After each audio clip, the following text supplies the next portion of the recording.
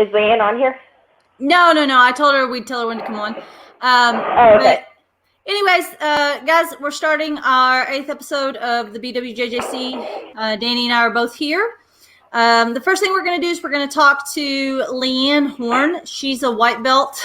But actually, she's like brand new at jiu-jitsu, right? Quarantine just started. Yeah, she's a quarantine belt. And then we'll open up. We have a private group for the Bluegrass Women's Jiu-Jitsu Club. And Danny, you can talk and tell people, because I know you were in there live, kind of repeat that message for anybody watching now. So it's super easy to get on here and chat with us. You don't have to have an app. You don't have to have anything in particular. We'll just send you a link, and you can join us. As you can probably see, we're just having normal conversations. So don't be intimidated. Anyone can join on here, especially if something we're talking about interests you. Yeah, for sure. Anyways, I've messaged Leanne. She'll be on here in just a second, I'm sure. I said noon, and it's like 1 minute before. I actually had my shit together and got everything going on time today. You know what? This is the first time I've ever been on time. So.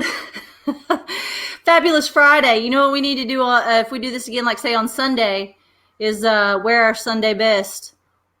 Yeah, that was fun. Dress up, full get up, Sunday service. Is Natalie over there with you? Yeah, she's here. You'll move over here and see if they can see you. What's She's up? waving at you. She said, "What's up?" Nothing. She can't hear you. But okay. You guys can hear her because of the headphones. I don't know what happens if I take my headphones off. I'm almost afraid to try it. But if we decide that we want to talk... Yeah, we had a lot of issues with that. If we decide we want to talk to her, maybe I'll give her my phone and tell her to go to her room and she can talk to us. Oh, that'd be cool. Some fun? Yes. Uh-oh, somebody's saying hi, Nat. Hello. Who? Tabitha said hi, Nat. Oh, nice. Hello. And then Tabitha, you need to come on here. You have a lot of stuff you could talk about. You'd be a cool guest. yeah, today when we open up the link in the private group, click on it and come on. And then Hayden Enos is joining us. Hey, Hayden. Glad to see you in here. Today, the first topic that we're going to talk about is, I don't know why Leanne hasn't seen my link. I'm going to text message her boyfriend. She is learning how to be like the perfect uke, though. She is. So today, who we're going to talk about, we're going to talk to Leanne. Leanne has been with Adam for, I don't know, you think 3-4 years maybe? How long has Adam had a girlfriend? I think since I was like 6 or 7. Okay, so 3 years? You don't cuss too much, Tabitha. You be good. But anyways, they've been together for a while. She'll tell you guys a little bit about herself and what she's actually into. But the reason we're having her on today is because she has been with him for, a few years, never trained, wasn't really interested in training. They're getting married in November, I think. So they're serious. Obviously, they live together. But Adam is, a brown belt, close to getting his black belt, and he is, quarantined with the rest of us. So she has started training with him so that he has a training partner. So we're going to talk to her about that. Hey, Leanne. Hey. Hi, guys. Sorry. It's very informal, so. Yeah, I can tell. It's okay. I'm like trying to figure out these headphones and they don't work and it's whatever. So, well, people are walking back and forth on me and I can't hear already. So, I wear them so I can hear everybody. But anyways, Leanne, you're here. Leanne Horn, soon to be Leanne Fritz. I don't know if you're changing your last name or not, but I assume you are. Yes. Adam says yes. Can he hear us too? Yeah, well, until he just put his headphones on. Don't talk too bad about him, I guess. No, never. Not to his face. So, Leanne, I told them a little bit about why we're having you on here today. So why don't you tell everybody who's watching a little bit about yourself? Okay. Again, my name is Leanne. I am a personal trainer at Get Fit Athletic Club. I have been a power lifter for the last 4 years. This recent quarantine has kind of forced me finally into learning jujitsu to keep Adam sane primarily, but also I have been interested, as Gina knows, for the last couple of years, but just been very hesitant to make that step because it's so far outside of my comfort zone. So this has kind of allowed that opportunity to do things outside of my comfort zone and allow me to do it in an environment where I feel, I guess, more comfortable because it's just Adam and I. So, but yeah. So, see, I didn't think that you really had any interest. Oh. No, I thought she was like, I mean, yeah, but no. So, first things first, let's see those guns. I have on a sweatshirt. If any of you guys follow his videos that he's been posting with training with her, like she'll be sitting in butterfly guard and she'll put her arms back to like scoot back, and a fucking horse has kicked her. Like it's like her arms are like pa pa pa pa. Powerlifting, that's all it is. Obviously, the powerlifting is not too much of. You're shaking the table, dog. Obviously, the powerlifting is not too much of just a hobby.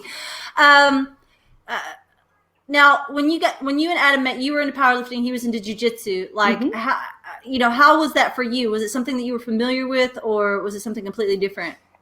As far as the jujitsu goes, mm-hmm. Yeah, that was completely outside of anything I knew anything about. I mean, obviously, I've heard of MMA. I didn't really, I guess, even realize that jujitsu was its own separate thing until he and I started dating. And then obviously being exposed to it over almost the last 4 years, it's obviously so much a part of his life that, but no, as far as knowing about it going into things, I didn't really know what jujitsu was. So, you said you've kind of been apprehensive about giving it a try. Why is that? Just honestly, I'm not good with things outside of my comfort zone. I don't like to be bad at things. So that kind of perfectionist mentality, and it's like, it's so technical, and I see like what Adam goes through and what all of you go through to kind of learn the techniques and stuff. And it just looks like something so far outside of like what I would be familiar with as far as movements and things like that. I just like to pick up heavy stuff and set it back down. Well, for me, powerlifting, it's always been frustrating to me to go into a gym and stuff and make sure that I'm doing movements like exactly right. Mm-hmm. Because I know if you when you're doing deadlifts and stuff, it's all technique sensitive, like super technique sensitive. Yes. You can hurt yourself like very easily powerlifting and moving around heavy things like that. So I'm intimidated the other way. Me too. Like, I mean, I'm deceptively strong. A lot of people don't think that I'm going to be as strong as I am, like when they roll with me, but I'm jujitsu strong. But one of the things I have a real hard time with lifting, and why I find it so intimidating, is like where I'm so long. It's always so hard for me to like lift and not just always be hurting from it, because like I have, and then it doesn't seem like I'm very strong because I have so far to go, like with a squat or a deadlift, or my arms are so long. I don't feel like I'm very strong. So I'm always kind of like discouraged by it. Does that make sense? Yeah, no, I totally get it. Because I mean, if you look at a majority of like the power lifters, we tend to be squatter, shorter, like stocky people in general, because of the leverages. Like the leverages are smaller, you have better leverages, and just the body mechanics come into play so much as far as equaling into strength. So, and that's how I feel kind of like about jujitsu. Like you really only see like kind of two main body types. You see the short, stocky people, and then the long-limbed people like Gina and Adam are. So, but yeah. Something about our gym brings that out. We all kind of look the same. So, like you it's kind of outside your comfort zone. You've not really wanted to give it a try. Like you've kind of wanted to give it a try, but like you kind of don't want to give it a try. This quarantine kind of happened. So how long after like we all had to kind of stay inside was it that Adam was like, "Hey, I kind of need you for this"? Well, he had joked that he was going to force me to learn how to do jujitsu when it was just talks of our gyms shutting down and not being in work. And honestly, it only took until 2 days into quarantine for me to just go ahead and give in, just because, like, for his sanity's sake and for my own as well. Like, he trained 7 days a week, multiple times a day on a couple of those days. So for him to go from that kind of regimented schedule of training so often to like just being stuck at home with me without an actual training partner, I just felt like it was beneficial for both myself to learn something new outside of my comfort zone, but also to keep him moving and keeping him training, because he does have ADCC trials later this year, and that's a big deal. So I want to make sure that he's prepared for that as best as he can be, even with being out of the gym right now. So just trying to help Watching your him. videos, you look like, I mean, you're doing pretty well. Well, thanks. It's definitely different, but I have enjoyed it. I have had a lot of fun.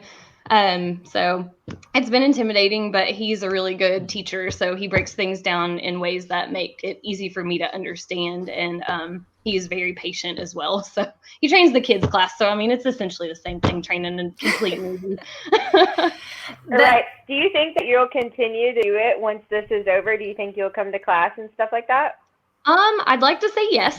It kind of depends on my work schedule, just because I am at the gym training people for work in the morning and in the evening. So it does make it hard to kind of get the time in to do that. But I'm also self-employed. So to some degree, I have a level of control over my schedule that would maybe allow for me to make it to a couple of classes. I'd like to say yes, that ideally I would continue. I like knowing what Adam is doing, and that's been a big thing the last like 4 years, not really understanding what's going on at all these competitions that I go to. So it's good to finally start learning some of the techniques and kind of understanding what actually is happening. So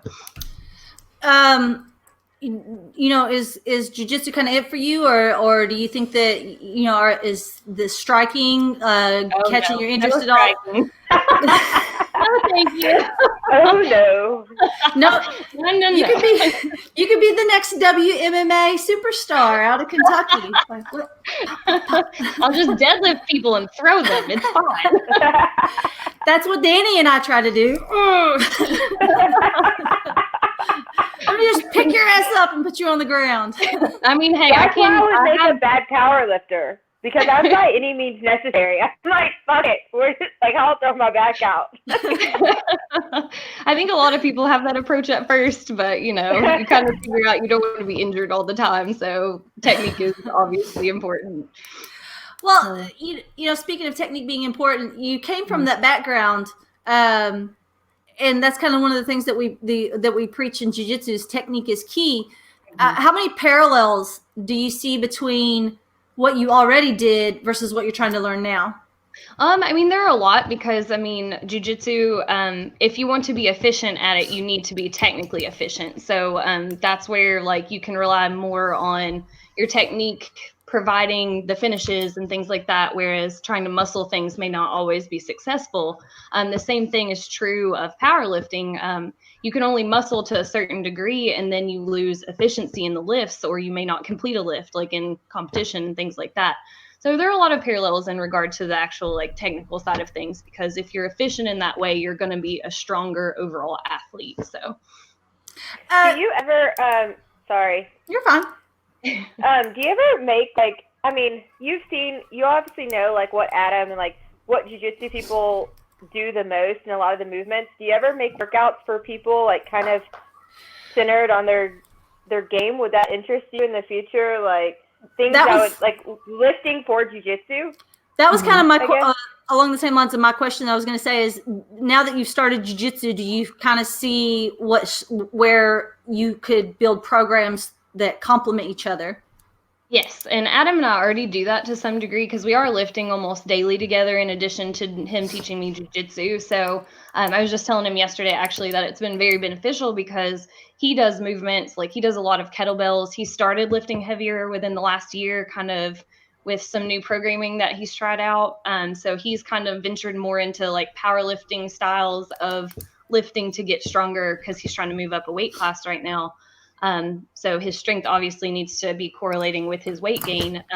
But then also for myself, I find that like where I have power lifted for so long, I'm not as functional as I once was, say like when I used to be like a softball athlete or whatever. So him teaching me these more functional movements, they kind of like cross correlate with one another. But yeah, I would be interested in trying to like make programs for more of that type of athlete, because I do work with a lot of different types of like student athletes right now. With my job, I have a cheerleader, softball player, a football player. I've dealt with a female lacrosse player before, so I've got some experience working with different types of athletes, but not specifically with jiu-jitsu, other than helping Adam with some of his bigger compound lifts and making sure he's proficient with those. So I have one more question for you. What so you've made the jump into letting him teach you jiu-jitsu so that he would have a training partner. What did he flip that over with for you? Or was there anything that he had to kind of no. that he kind of had to do for I don't ask for anything. I'm pretty selfless. So no, it's primarily for his benefit and keeping him training and moving during this period where he can't maybe access his teammates as much due to all this COVID-19 stuff. But it's primarily for his benefit, but also I'm obviously benefiting by learning something that will help me understand kind of what's going on for when he competes and stuff. So that's kind of the primary motivation of my end. I think it would be kind of cool in the future. We always like to have a guest at the things we do, the Grass Women's Jiu-Jitsu Club meetings. And something that would be a little different, I think, would be having you teach some specific like workouts or things that you help Adam with that like translate to jiu-jitsu. So that way we know that when we're going to the gym outside of, when we're lifting or trying to do things to supplement our jiu-jitsu, that we know we're doing it the right way without injury. So we're not. Yeah, absolutely. I think that would be cool. I'd be open to that. I'm very passionate about powerlifting, so I'm very willing to help with anything on technique with regard to those movements. So I'm not going to talk about how I know this, but you've been kind of going through the aches and pains of a beginner, and it's kind of one of the things that I think a lot of us forget after we have some experience that, minor things hurt, I guess. So for you, kind of like, what has that been that challenge that you were surprised that jiu-jitsu made hurt, or was more painful, or was, when you watch it, it didn't seem like it was a big deal, but now actually feeling it, it's like, oh my God. Yeah, no, I mean, it makes sense that I would be sore in different ways because I'm moving my body differently and you're manipulating your body around someone else's body. So obviously you're moving in ways that you wouldn't otherwise. But as far as like things that were hurting and things, like I have neck issues already from a powerlifting injury, and like just being like trying to learn those Granby rolls that I'm terrible at. And doing things like that made me realize like crunching on my neck isn't maybe the most comfortable thing, but it's not awful. My knee hurt one day after something we had done, but primarily it's just like minor aches and pains. They go away pretty quickly, and I'd say that's due to the fact that I do lift so frequently, but it is different, like just using your body differently overall. Fuck those Granbys. The Granby was not something that was hard for me, like, because it was just something, I don't know, it was from gymnastics or whatever, but the Granby looks like something that would be really easy to teach people.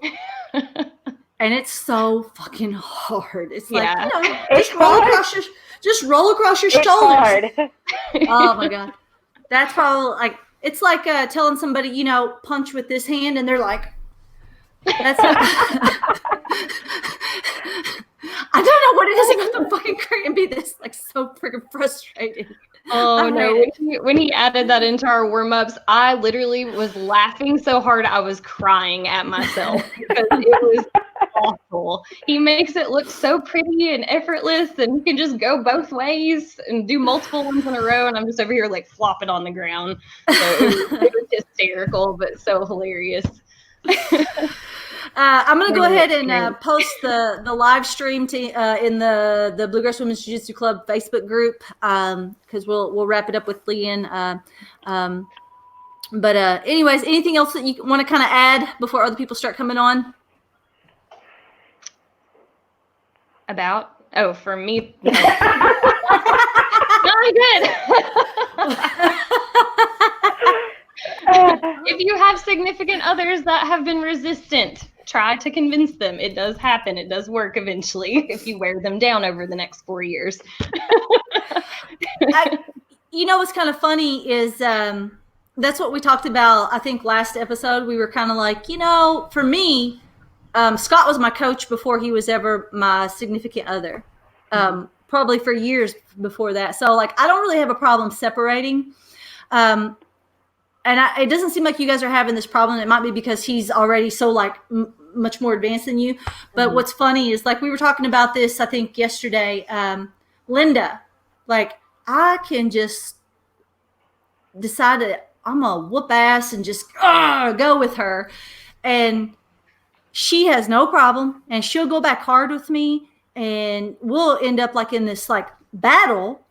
But it's not a big deal. Like, and I'll be grinding like my elbow and she'll try to cross face me and it's not a big deal. But like Chris Langford, her husband, like will do something and I'll hear, why are you being so rough? Really? That surprises me. Linda is the biggest asshole I've ever rolled with. I She has know. no mercy. She has zero mercy. Zero. She does it to me. She'll, like, if I'm like trying to work with her on like a rear naked choke hand fighting and she'll decide that she doesn't want to do it, she'll, cross face. And I mean, we do it to each other, but like, yeah, if Langford does something to her that is a little rough of it, you'll hear it's like, oh, you're just going too rough. So it's kind of funny. Like, I don't know if it's because they started at the same time or what it is. Like, and I don't know that you and Adam would have that problem. Do you feel a little more sensitive towards him than like what you say you do maybe others? As far as like with the jiu-jitsu and the roughness or anything like that, or have you guys had an opportunity to really we roll? haven't really free rolled. We've only been drilling techniques for me to just learn things right now. We've discussed like maybe once because he's talking about maybe moving into more of some learning some escapes because right now I just know how to do things that he's taught me from an offensive, not from a defensive. So I can't really say that I feel confident enough to try to free roll with him yet to let him just murder me. But I don't think I'll have a problem with it because he is so much more advanced. I mean, he's a 3-stripe brown belt. I would be the bleachest, whitest white belt there ever was. So, I would never expect to be able to get one over on him. I think you need a special, we talked about this earlier, you need like a special quarantine belt. Quarantine white belt. Perfect. So you can stay on if you want to. You're more than welcome to. Or if you've got things that you'd like to do, you can click off at any time. For you guys that are listening, especially like we got Hayden and Tabitha that are in the private group or in the chat here, I see. Go to the Bluegrass Women's Jiu-Jitsu Club private group and click the link. Come on here and talk to us. Like it's not like we all, other than I'm taking kind care of of kids. interested to hear Tabitha's kind of her perspective, not just about the quarantine, but on like a couple things. I don't know. I think she has an interesting perspective because she has some different life situations that I don't have or you don't have. Yeah. So. Yeah, I agree with that. So we'll talk about this a little bit before anybody else comes on too. One thing that I've noticed, like during this quarantine, like I showed you guys, I was making myself some epoxy jewelry. I'll go get some. But Facebook has been trying to sell me shit left and right. So yeah. I'm curious, like, what has Facebook been trying to sell you? Because this has been a topic for Linda and I lately. Facebook keeps popping up with like some food things. Like I swear to you, there has been like a Pizza Hut or like whatever ad like every 5 scrolls, and then like just because I'm home doesn't mean I want to order food. So like food's been big, and another thing that's been big has been for me, scrubs, I think it's because I was Googling some different types of scrubs that I was going to order. Mm-hmm. Because I'm forcing myself to use that stimulus check on like things that will help me with work. So I've been needing new scrubs, so those ads have been popping up everywhere. That's funny. So for me, like, of course I get like Flow Grappling. They're trying to sell me on Flow Grappling. They're trying to sell me on You don't have a Flow account? Scott has all of our. Okay. I don't have time for the responsibility of all that stuff. So too many passwords. I can't do it. But anyways, like Flow Grappling is advertising to me, and then like Bwjjc shoes is advertising to me. What else? Wait, what? Bwjjc shoes, What? like these Converse All-Star looking shoes that say Bwjjc. Yeah. I've never seen that. Yeah, like they keep trying to sell to me. I wrote it all down. Rash guards, obviously, like Pokemon rash guards. Yeah, rash guards are a lot. They've been because we've been Pokemon hunting quite a bit.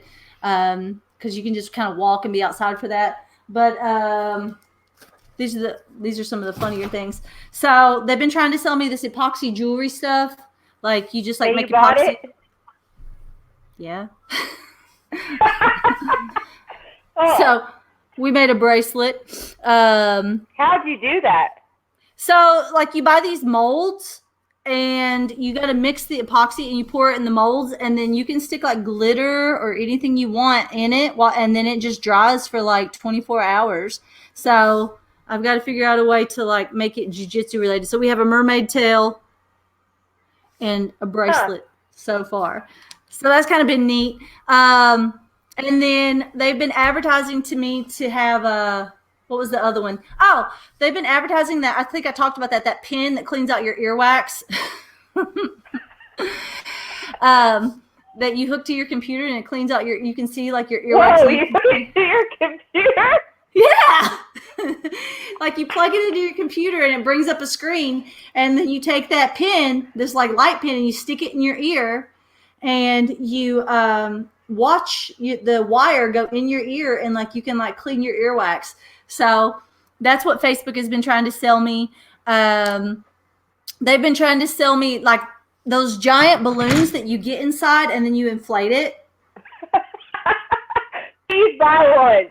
I know. So they've been trying to sell me one other thing that I thought was funny. I can't remember what it was. Oh,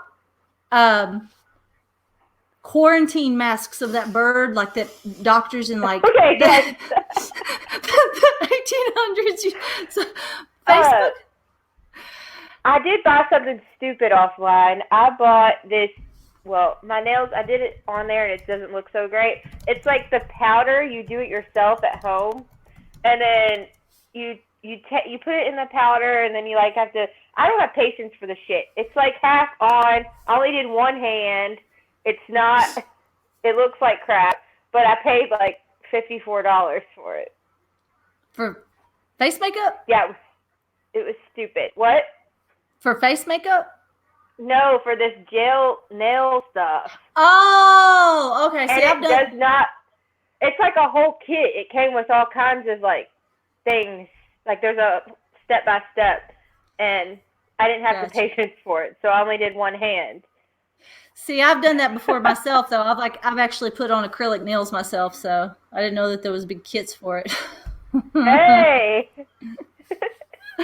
I've been taking advantage of Natalie being here too. Like, have you ever seen Hustle and Flow? Yes. You know the blonde girl? Yes. I fixed her hair up like that today. Shake it out. Oh my God.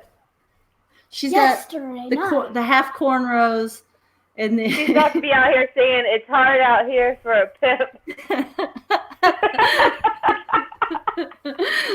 So, that poor girl. So I'll be like, let's braid your hair. She'll be like, but I'm trying to watch a movie. Okay. Well, sometimes, like, I made her watch Jeremiah Johnson yesterday. Yeah. Have you ever seen it? So I made her watch the Jeremiah Johnson movie yesterday. So while we were watching Jeremiah Johnson, She had her hair braided. I think she's wanting to come on and talk to us. So let me see if I can't get her a link going, right. since Hayden's busy. Okay, open this in your browser. You can come on and talk to us. You excited? She'll have to go far away or else it'll echo real bad. Yeah, I was going to tell her to go in there and all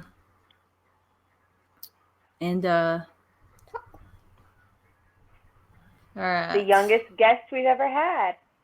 I know it.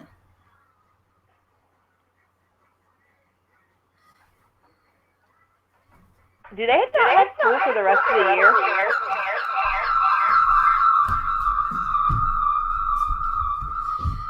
I don't think they will. All right, let's see. She's ready. Oh. All right, I'm gonna try and be a little quiet. Is there a door in there where you're at? Is there a door you can shut? Yeah, I already closed it. Okay. Are we echoing? Slightly. It's not bad. Go in my bathroom and close both doors, Nat. I think I can whisper. The thing is, I can't. I'm loud as fuck. I mean, loud as can be. So go in my room, close the door.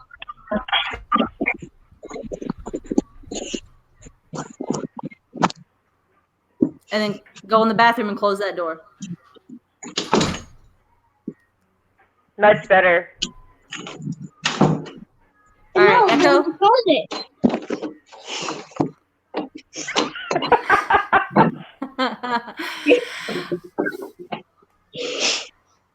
All right. Okay, So, Natalie, I have a question for you. What's your favorite type of submission to get and stuff to work in competition? Side control? I think What? it would be rubber guard. Rubber guard? I've noticed that. so Natalie, so a little, like, we can talk a little bit, kind of ask you some serious questions. You are only 9 years old. I said I'm almost 40 years old. Like, I've never been through an experience like this. So how do you feel like everything that's going on right now? I have no idea. It's just weird. It's just weird. I'm 26 years old and I'm on the same page. I agree. It's pretty weird. I've It never is done anything like this. never. So, you were at home. For the first week, you got shut down from training like the rest of us. How did you feel about not being able to train jiu-jitsu? Like, what were your feelings on that? Kind of sad-ish. Yeah? How come? I don't really know. You don't know? Did it have anything to do with the people who you train with, or was it more about just participating in the physical activity of jiu-jitsu? I think it's the people that I train with. Gotcha. So at home, you weren't able to train, right? Not at all. So now that you've been kind of staying here and stuff like that, like, you've been able to train a little bit, like, how do you feel about getting to train every day, even though there aren't a lot of people that aren't? Like, what are you doing to help others around you too? Staying away from them. Yeah, but what about your teammates who aren't able to train? Like, are you doing anything to help them? I don't know. You don't make videos? Oh, I do. I do. I'm like, she's obviously, this is her I first. saw the yoga video too. That was good. Obviously, this is Were her you guys first. reading the book and going along with the yoga? Yes. Are you doing anything else like that? Jiu-jitsu. Well, why don't you tell everybody about that? We're just doing techniques for the kids and the beginners. Yeah, and what does that include? It includes Are you doing it with another person, or are you doing it with like a stuffed animal or something? With a stuffed animal and machina. Yeah. Well, she's a rough interview.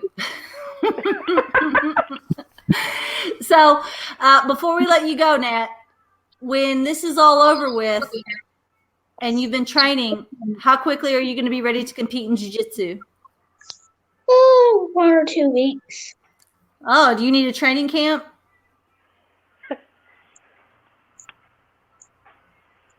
Do you need a training camp for it? No? Hayden Enos is asking, do you like competing? Like, what do you like about competing, and do you like it? I do like competing. It's just fun to get the experience. Yeah. I agree. So I did notice, Natalie, one time we were at a tournament and there was a girl that, you had already competed against before. Whenever you see somebody that you know, like they're your friends, how do you get ready to do a jiu-jitsu match against somebody that you know? Do you talk to them before, or do you like to just stay to yourself, or how do you get ready for that? I pretend like I don't know them. Well, That's good. I've been with you on a lot of your competitions, and that's true. Like, you competed against the same girl twice, and the second time we were going to compete, she was there. You didn't want to talk to her before the competition. Is that right? I mean, Go ahead. there's like I've competed against her 2 times in a real competition, and if I beat her once, I'm pretty confident I can beat her again. Right. But you don't want to talk to her before the match, even if you guys, because like you had your match at Naga, and then afterwards you guys were playing, doing what's those videos that they're dancing? TikTok. Yeah, TikTok. Like that's the thing I noticed. Like they were playing and doing TikTok videos together, and Yeah, I think so I was there for those. and then after you guys competed against each other, it came up that you were going to compete against each other again. But I just, I kind of let her do what she wants to do. But I noticed that before her second match with her, like she didn't want to talk to her. She didn't want to be friendly. Like there was no TikTok making videos before the match. She was like almost like right now she's my enemy. But as soon as the match was over, she was ready to be friends again. Do you feel like that's kind of how you feel? Like when I went to Super Fight against her, afterwards we just went and played and stuff. Yeah, but you don't want to play with her before the match? I don't. It just makes me not want to beat her. I understand that. That's understandable for sure. I have one more question for you, and because we've talked about this, Natalie and I talk about this too. You always tell me like you can feel like when you slap hands with somebody. Like what how is it? they are. Yeah, like you say that like when you go out, you like to slap hands with people. Why is that? Because I can always tell if they're like very strong, and I have to go like like from the ground game and try to be on top. Gotcha. It's You can hard tell. to try to be on top. You feel like it kind of sets the pace. Like if you shake hands with them and they're very strong, do you feel like you want to be in guard or on top? I want to be on top, so I try to get like a sit bump sweep or something like that if I can't get the double leg in. There you go. Do you have any interest in fighting MMA when you get older? Yes, I am.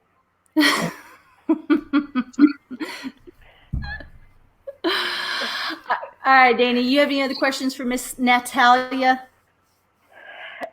Do you like? I've wondered. I don't know. I don't see. The only time I ever really see you is at jiu-jitsu tournaments and stuff, and when we do jiu-jitsu things. But how often do you do striking when you're at the gym?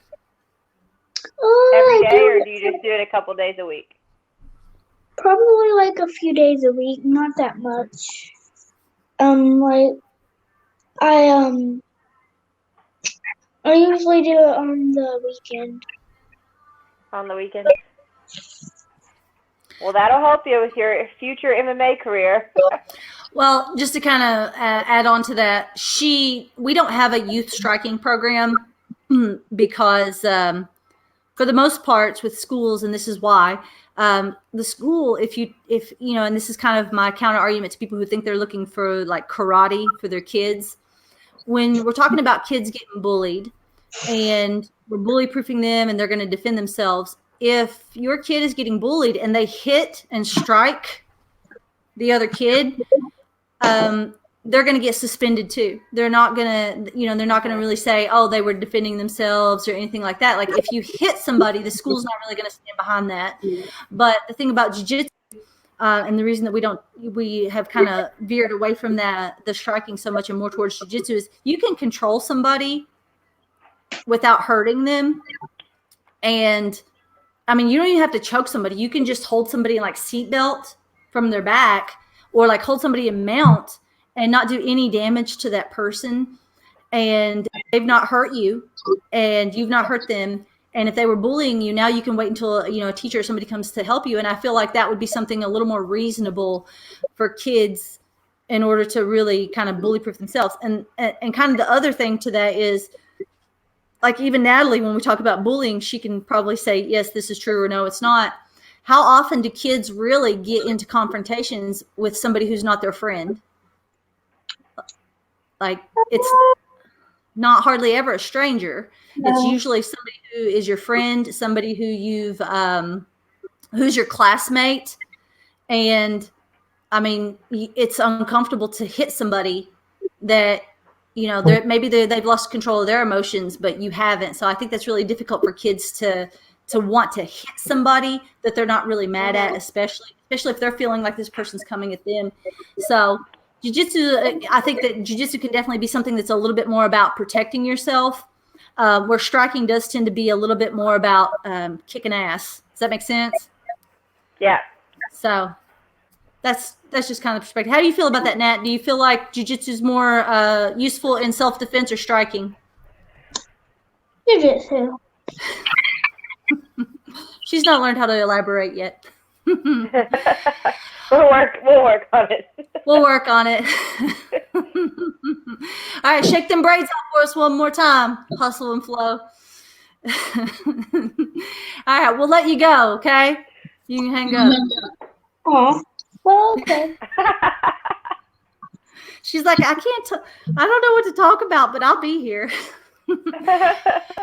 I'm disappointed that some of our Bwjjc ladies haven't decided to go ahead and click on for us. I'm really disappointed about it too, actually. I know Lucy was going to come on, but she had something come up with work, so she couldn't come on.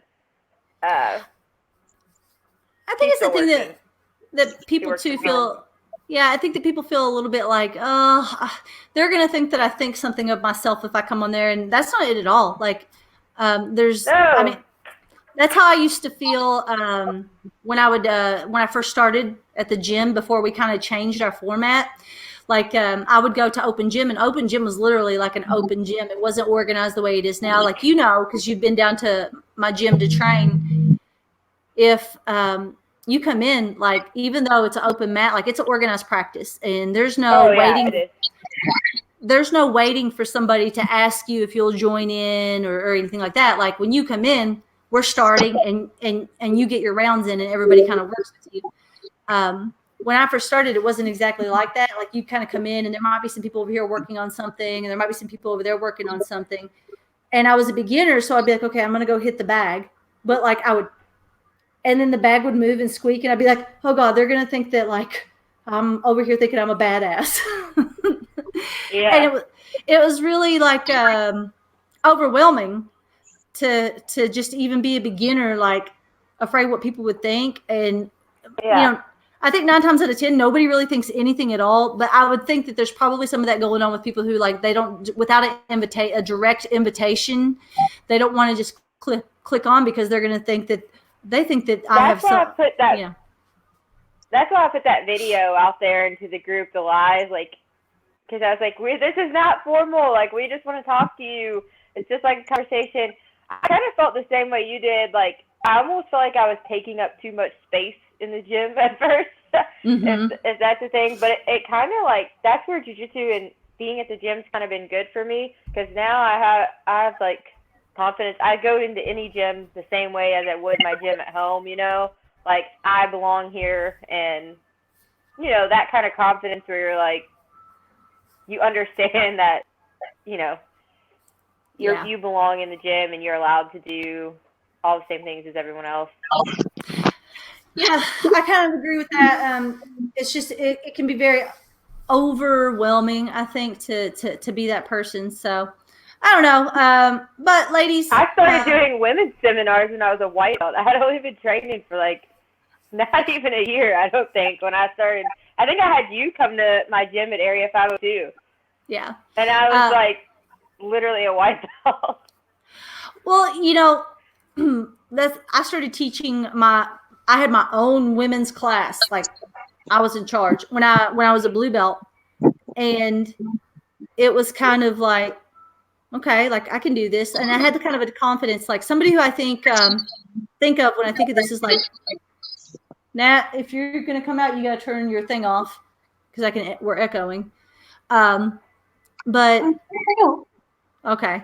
Like Sonia is a good example of somebody like she's a blue belt, but like to teach, she still really struggles like with the idea of being the person in charge. And sometimes I have a really hard time understanding that perspective because like as a blue belt, like I was ready to go. All right, I'm going to teach. And like Linda kind of does that too. Like Linda's a purple belt, but she gets really apprehensive about, okay, like Gina's going to be gone. She's asked me to teach this class. And so it's kind of difficult for me to empathize with that because I'm like, I was free to go as a blue belt, like get comfortable and go do it. Like, I feel like that's a lot more common with what Sonia and Linda go through than like what say you and I have went through to where we're like, let's do it. I think I didn't have a choice though at my gym. I think it may feel a little bit different for them because they have you as a leader who's like significantly more ahead of them in training, you know, like you've had a lot more experience. And so in my case, when I got a women's class at my gym because I was the only colored belt like ever at my gym, basically. Me and Hayden both got promoted. Yeah. Me and Hayden got promoted the same day by the same coach, but Hayden ended up kind of leaving the gym. And, you know, I stayed and I started a women's class, but I was the only other woman. So I didn't really, there was nobody else to do it. So I was kind of excited about taking that over. Now that I train at a gym with another female brown belt, I think it's a little more intimidating. Like, oh, what is she going to think about me teaching, or like the technique that I'm teaching, or, you know, my goal is just to keep women interested and keep going. I don't think that I know everything, but I just want to help. Linda heard you say that you were too rough, Danny, and she's on here to talk about it. I can see it on her face. She's like, bitch. I can't believe you guys would say such horrible things about me. Never. No, it's a good thing. I'm just saying, I don't know how, like, you're rough and tough. How can he be sad when Chris is rough with you? Oh, Chris is different. Told you. He's so big. He is. He's so big and explosive that he terrifies me 90% of the time when we're rolling together. Sonia got kicked out too. You came on. Is there anything in particular that you were wanting to talk about? No, I just came on because it looked like you were looking for people, but there comes Sonia again. You looked like you were looking for people to talk to, and I was bored here at work. Hey, Sonia.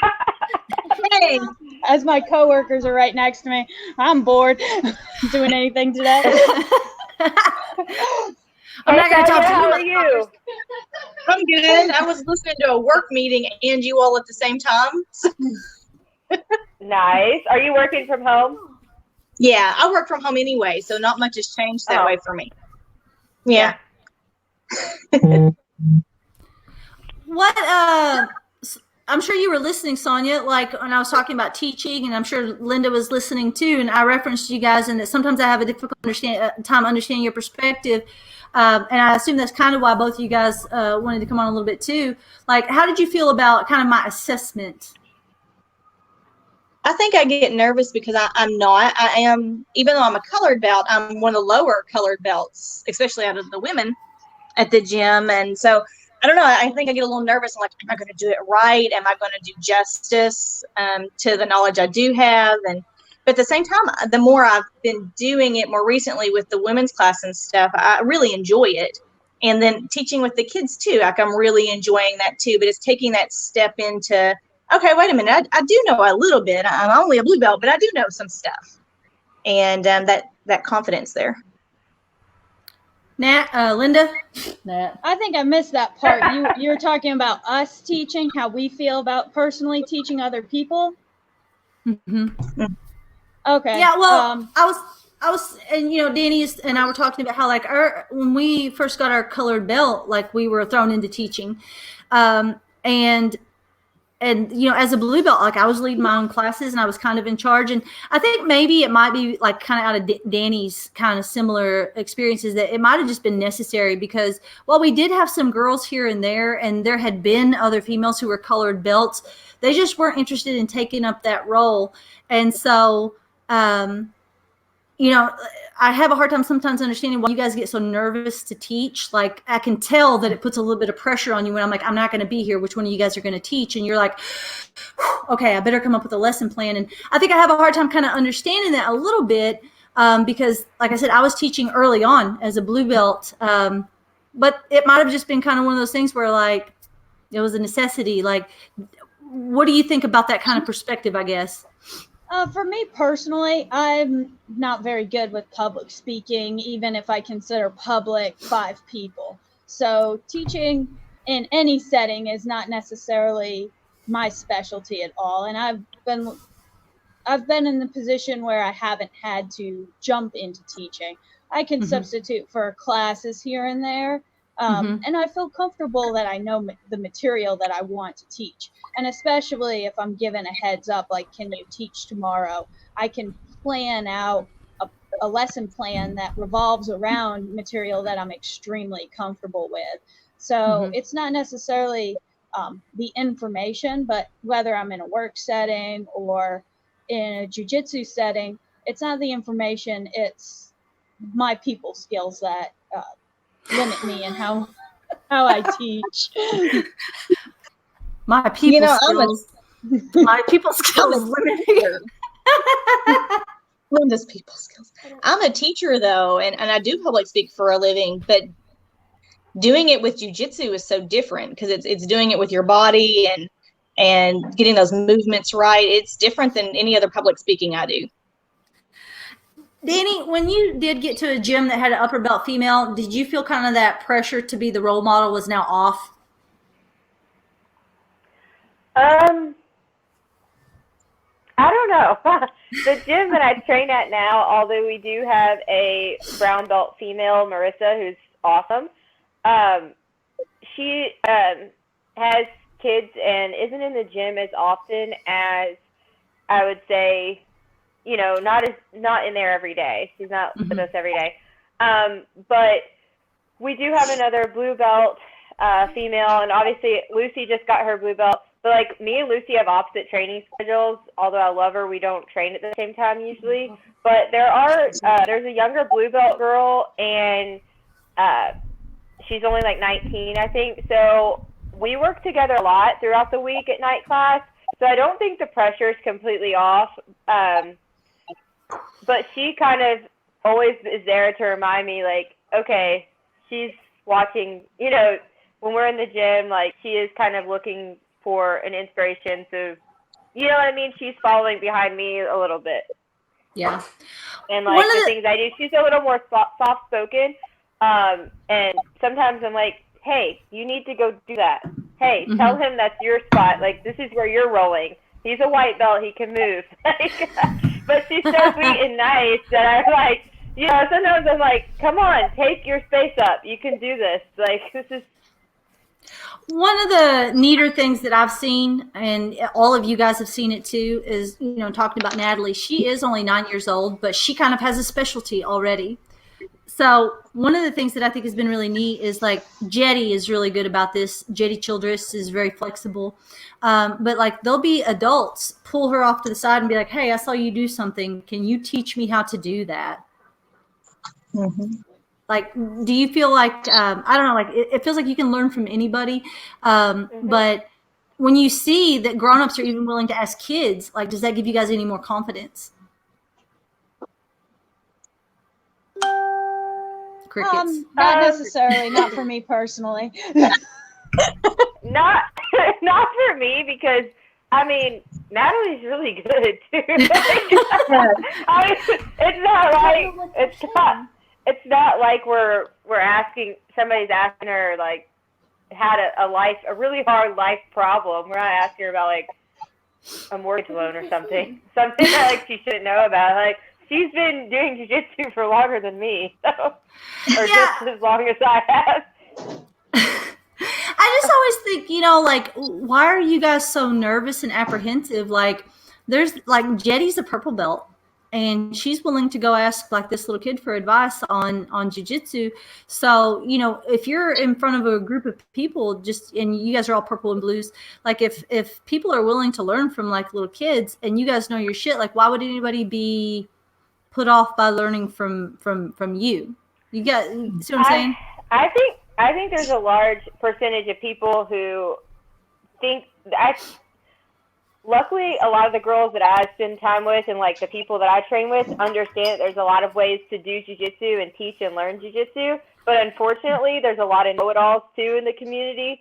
So you can post the way that your coach, or like you've always learned a triangle, or you've always learned an arm bar, and then there's always going to be some jackass that is like, that's wrong, you cross your feet this way, you put your hand that way, and like, so like, sometimes it gets discouraging because you're like, why would I, you know, which one of these people is going to try to call me out and tell me I'm teaching it wrong, even though there's 1,000 ways to skin a cat, you know what I mean? Yeah. You guys can share your experience with this as well, but I had that experience with kind of a know-it-all. I was a brown belt, and I was working with a blue belt, and it was a female, and they kept correcting my technique, even though I was doing exactly what the instructor was teaching. And then they were also kind of being critical of what the black belt was teaching, because that's not how we do it at our gym. And like, I mean, that's not really happened to me in a long time. Like since I was maybe, you know, a lower belt, like working with like a guy, you know, I don't get a whole lot of people in the gym who do that. Like, and if I have, it's always been like with a male partner. So it was really awkward It's for me. always a white belt male.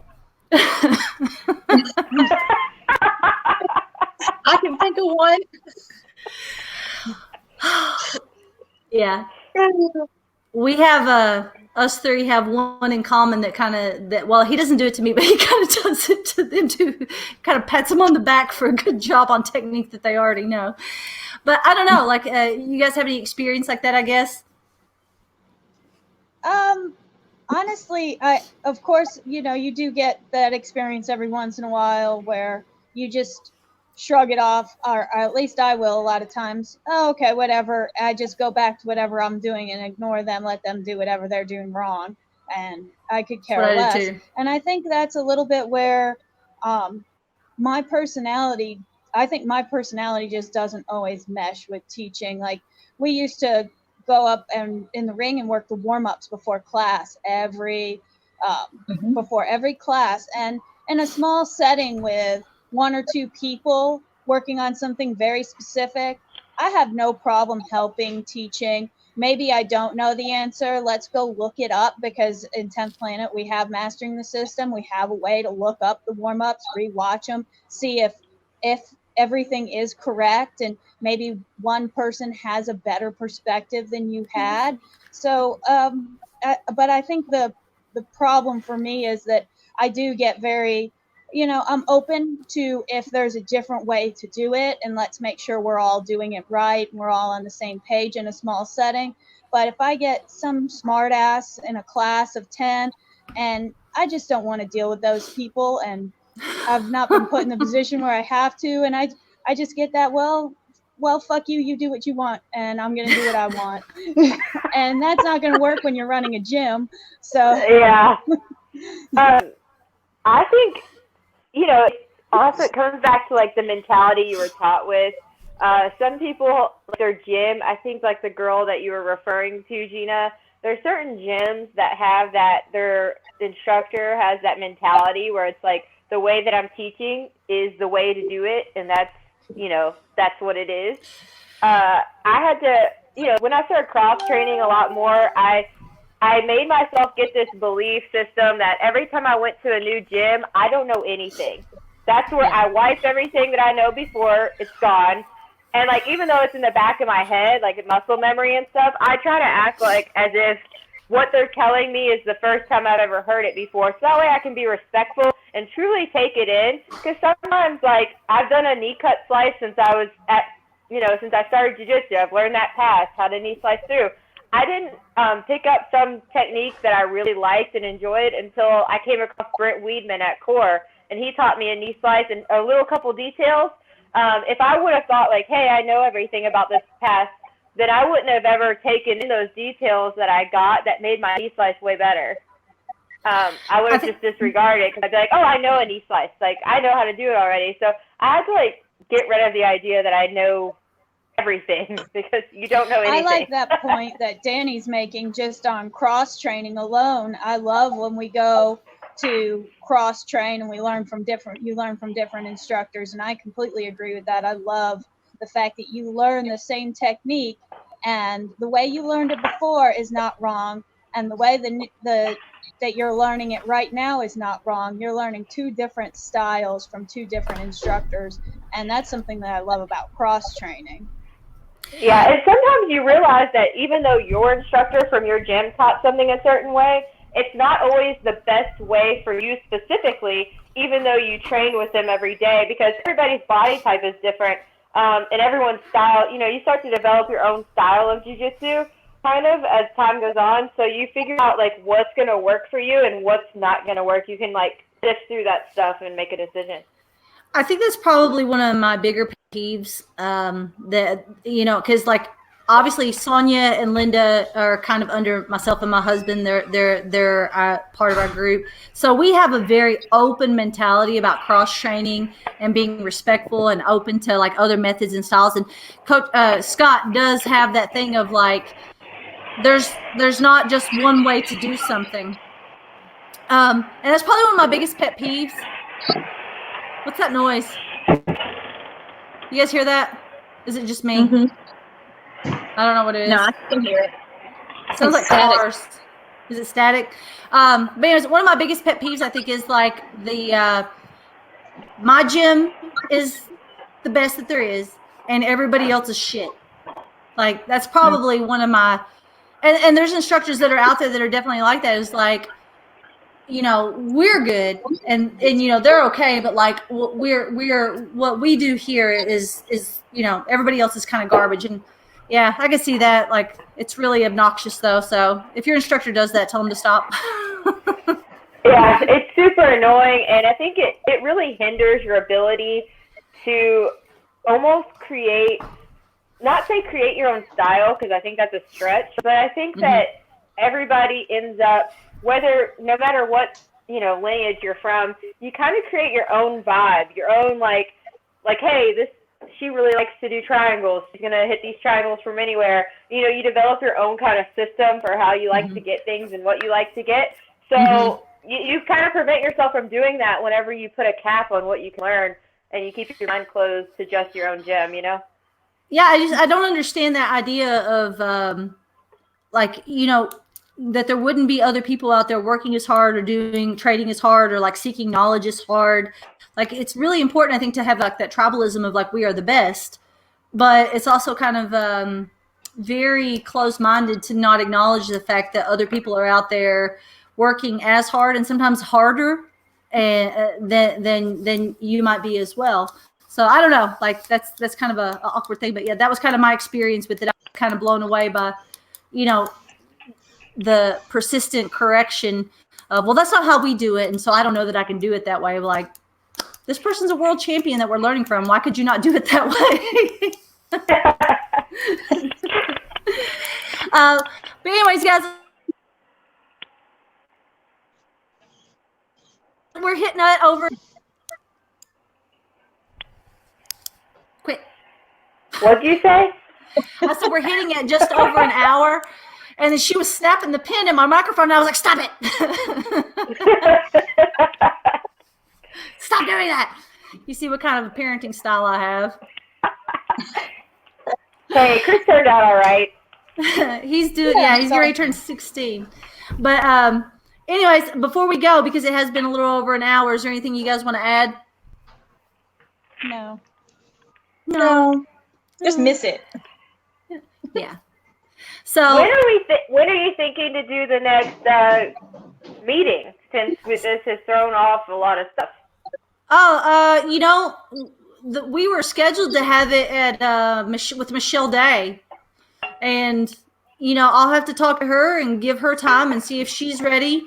And if she's not, she hasn't had shit else to do. She's got to be ready. You have all the time in the world to prepare. When we can reopen. Well, she's a teacher, though. She's probably teaching.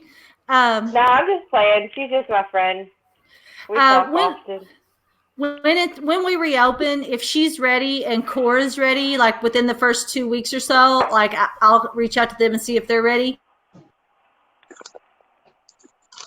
Cool. If they're not, 10th Planet Richmond, so that we can get back to training. So that's my thought process. We'll see. All right, guys, let's end it out. Wait a second. I need to go up. You gonna show them? Bye, guys. She's wanted to be a part all evening here, so. No, I'm gone. Don't forget to dress up on Sunday. Can I dress up?